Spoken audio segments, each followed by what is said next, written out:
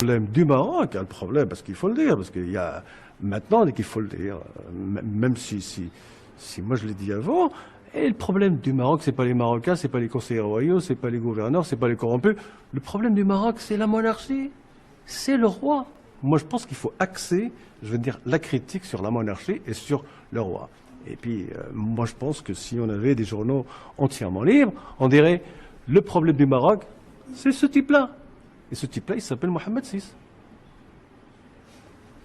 Après le journal, Douman, la prison, encore aujourd'hui, vous subissez des intimidations au Maroc?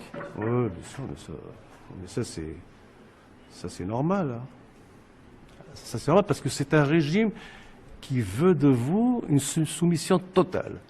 Si vous ne vous soumettez pas, donc, du coup, vous êtes un fou. Bah, moi, à un certain moment, le régime, il a dit que moi, j'étais fou. Pourquoi est-ce que je suis fou? Parce qu'on ne veut pas jouer avec eux. On ne veut pas jouer avec eux.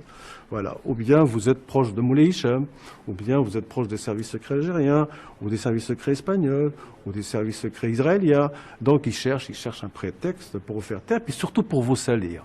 Mais ça, moi, je pense qu'à la longue, hein, je veux dire, les gens, dès qu'ils s'en rendent compte. Vous êtes à la tête de Demain Online. Pour vous, c'est le second souffle après le journal? Ça n'a rien à voir avec le journalisme d'avant, hein, parce que Demain Online, on s'amuse beaucoup plus, et puis on dit vraiment ce qu'on a envie de dire, quoi. Mais pas, je veux dire, on fait pas de pamphlets, on n'est pas là à injurer les gens ou à les insulter. On sort une information qu'au Maroc, on n'arrive pas à écouter, à décrire et puis exprimer. Par exemple, on dit que Mohamed VI est un tyran, c'est un dictateur, c'est un autocrate. Mais ça, c'est la réalité. Mais traiter quelqu'un de dictateur autocrate, ben, je veux dire, c'est pas une injure, c'est la réalité. On dit que, je veux dire, ce qui a été publié par la presse internationale respectable, ça veut dire qu'au Maroc, qu'il y a le trio de la corruption.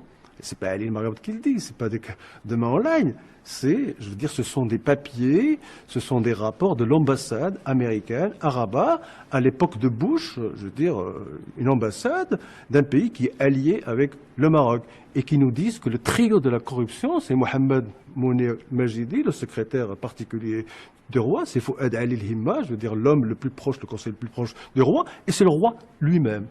Et c'est pas moi qui le dis. C'est pas avec un pamphlet, c'est pas une accusation, c'est écrit noir sur blanc sur des, je veux dire, sur des documents officiels américains qui ont été publiés par le New York Times, par The Guardian, par le Monde et par, je veux dire, Bel País. Donc nous, on fait, écoutez, on a repris ce document et puis on a dit aux Marocains, mais regardez ce qu'ils écrivent en Espagne, en Angleterre, en France et aux États-Unis. Donc c'est ça Demain Online.